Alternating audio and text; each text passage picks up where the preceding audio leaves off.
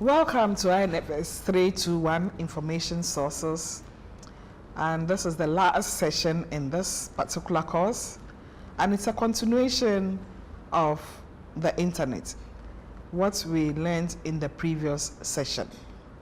You can recollect many things we did in the previous session. We learned about protocols and how to navigate. Now, in this particular session, we will learn about the internet services, and also we'll learn about the criteria for evaluating web information. There are several internet services.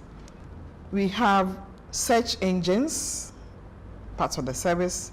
We have search directories. Now, search engines collect information from websites and then place them into a database. And so when you're looking for any information and you use your search engine, the search engine, which acts as a spider or as a robot, scans the internet, finds the information, and sends the information to you. So the search engines are described as special programs that work automatically to find the documents. And when searching, the results are listed using a relevance ranking. So the most important ones come up first, which is more closely related to your terms that you put in, till the very limited information follows. So you have a ranking of very high and then to very low. So the ranking is based on a few factors: how often your search terms appear on the web page, then the information is brought up, and where the allocated information is brought up. So we have a few search engines that you are all very familiar with, such as Google, Alta Vista, and Excite. Now, there is another closely related type of search engines, but let's look at how best you can use search engines for, or what kind of information that will you get from search engine. So these are a few disadvantages. The search engines are not always the best place to go for when you are looking for information, because they do not always evaluate the information. So for a search engine which brings out the information, you cannot rely totally on that information, because anybody can put the information on the internet. So the information on the internet is not organized, and the information is not also very free all the time. Most of the information on the internet is also not very comprehensive, and the information is also not permanent. So you should bear this one in mind when you are looking for information using the search engines. Now, the search engines would help you find unique keywords. And again, the caution is that all the information which come up may not be evaluated.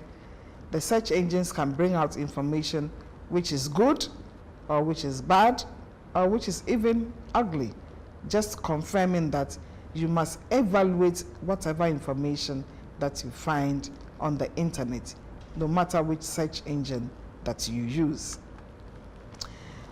Another type of search engine is what you call a meta search engine. A meta search engine offers a one-stop shopping to the internet.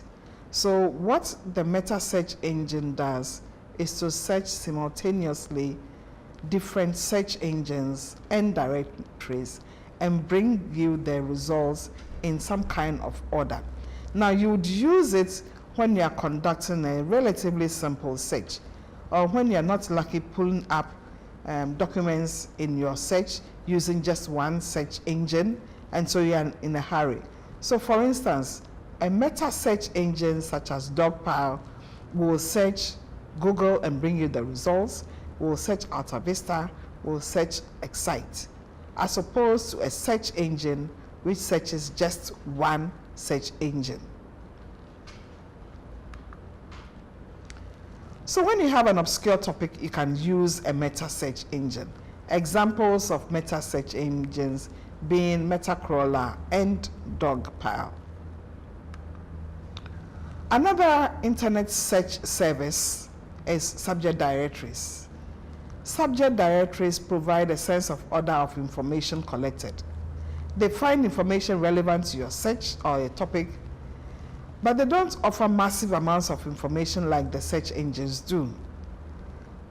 Usually the subject directories are collected and viewed by human beings who make decisions about which subject categories the information that they collect should belong to.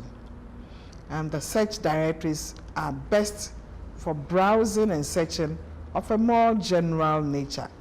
They are good sources of information on popular topics, and usually they are carefully evaluated and annotated, but not always.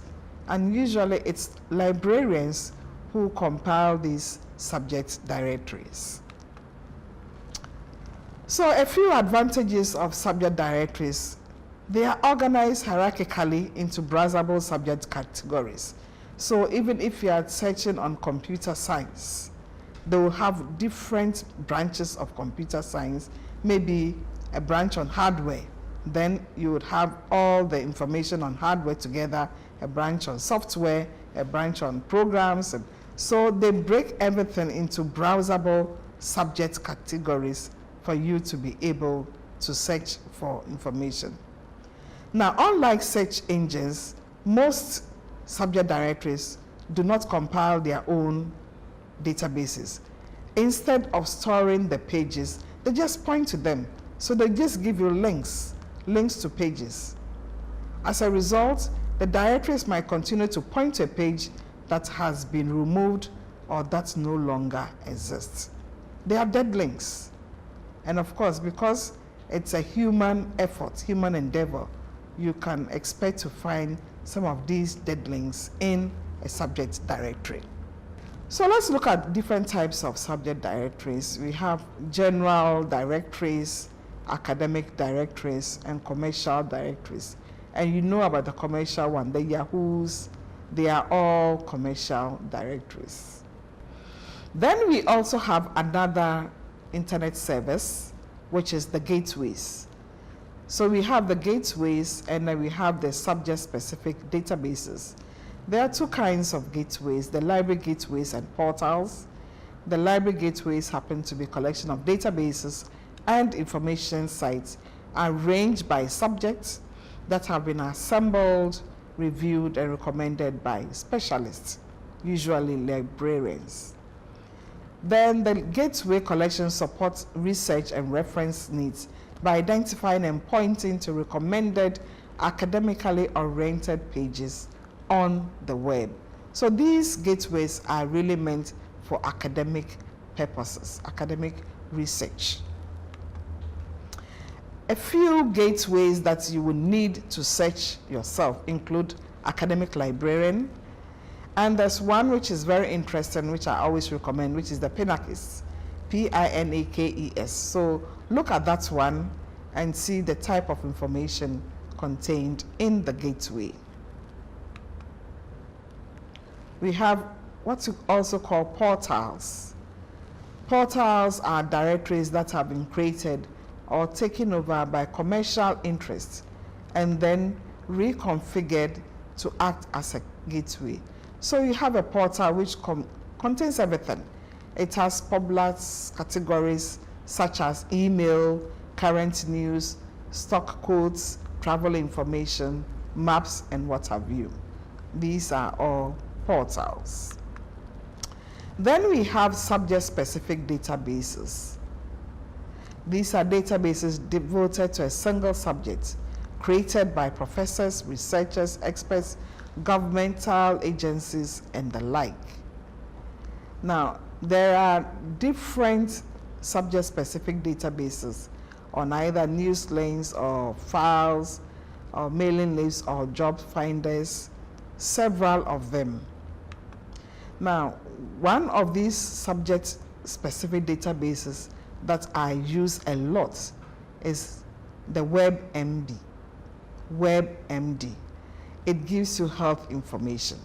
So no matter what is wrong with you, you can always go there, and it gives you information about what that particular ailment or disease is about, what that particular, the symptoms it portrays.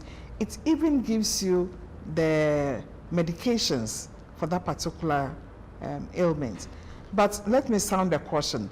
This is not to replace you visiting your doctor.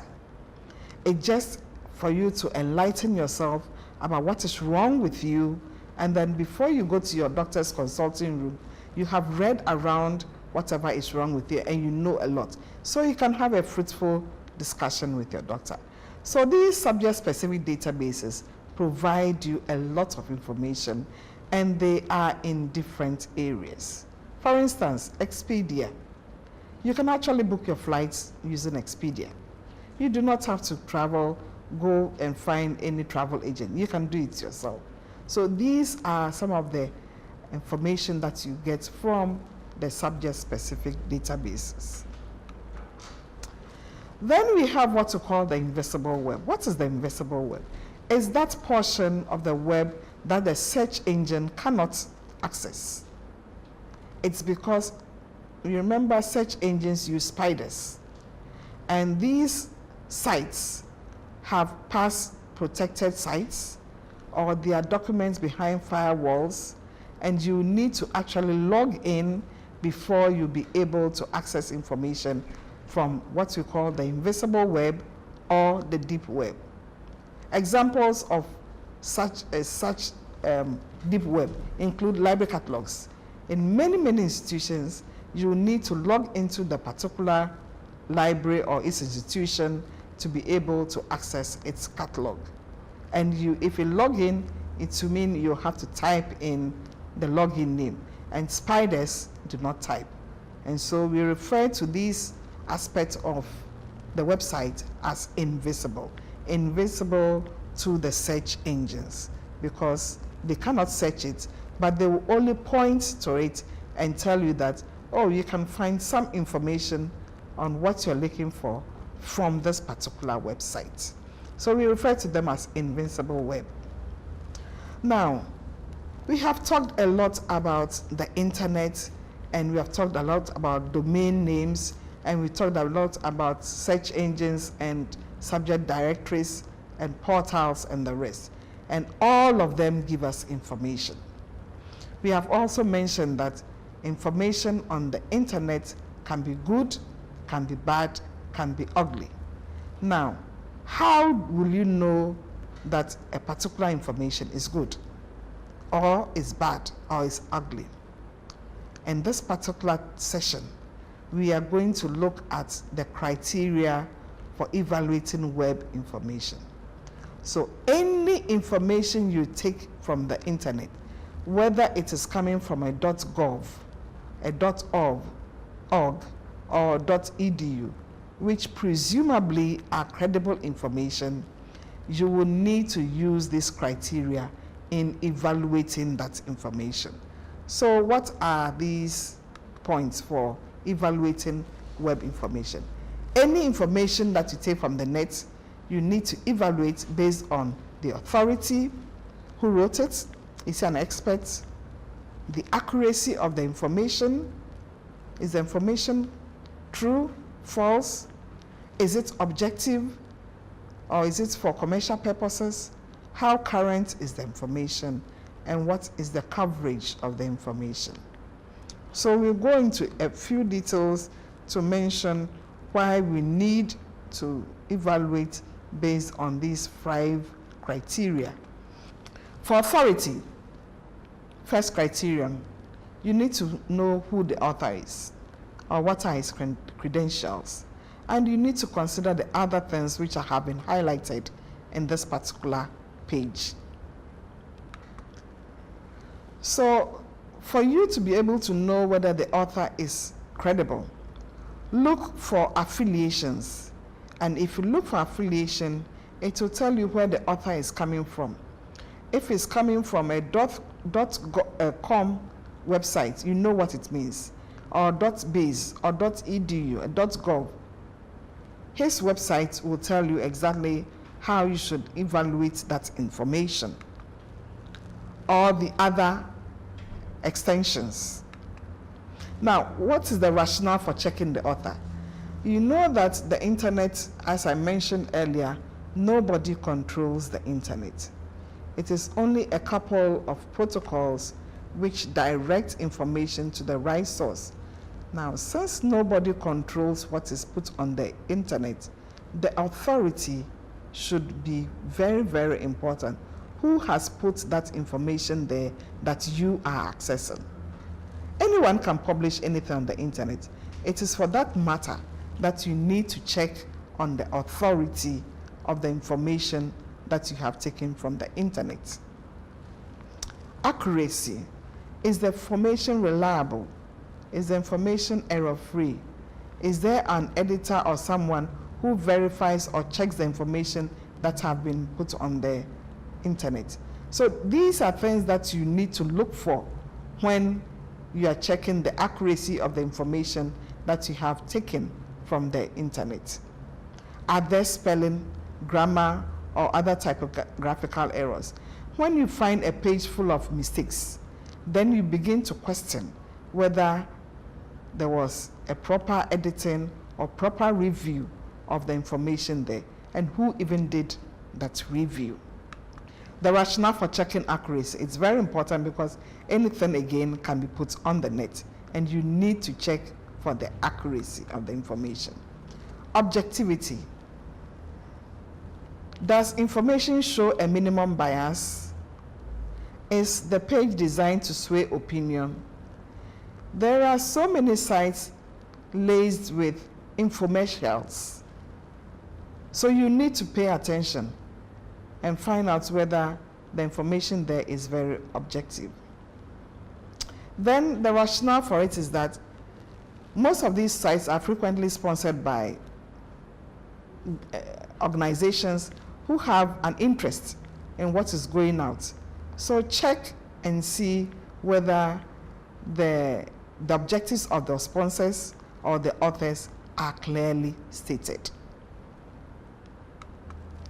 Then the currency. Is the page dated? When was the last update page? This is very important. Assuming you have an assignment and you're supposed to find out the current statistics for a particular issue, and you go to the website without checking the last updated page, and you quote that particular statistics, your lecturer will tell you that you are out of date because that website you went to, it's a correct website, but the last updated date was probably 2006, providing you that statistics.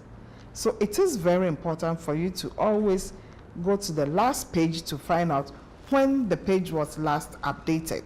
So currency is also a very important criterion for evaluating web page. Then the rationale for it is that revision dates may not always be provided. So if it is not provided, you need to look for another website which carries the same information or similar information, but which provides the last revised date. Then the last criterion is coverage. What topics are covered? What does this page offer that is not found elsewhere? The rationale being that the web coverage often differs from print coverage. So you need to know whether what is contained on the web page can be found exactly in your print coverage. And so, ladies and gentlemen, for web information, and since we will forever be using internet information as well, we need to be mindful of this criteria for evaluating the web information. For your study activity, you will need to answer these questions and go onto the Sakai, to your chat forum, and discuss a few of these. What is the internet, and what were its original uses? What is the World Wide Web? Distinguish between library gateways and specialized gateways. Thank you for listening to me. This is the final session in INFS 321. I hope you have really enjoyed the lecture on INFS 321 information sources. Let me remind you that this is a very practical course, and that all the activities which have been highlighted in each session should be done. And you should have a mental picture of all the books listed. You should have a mental picture of all the sites visited, so that you'll be able to answer the questions at the end of the session, and also be able to use whatever information you have for your own assignments, for your own studies. Thank you very much for listening.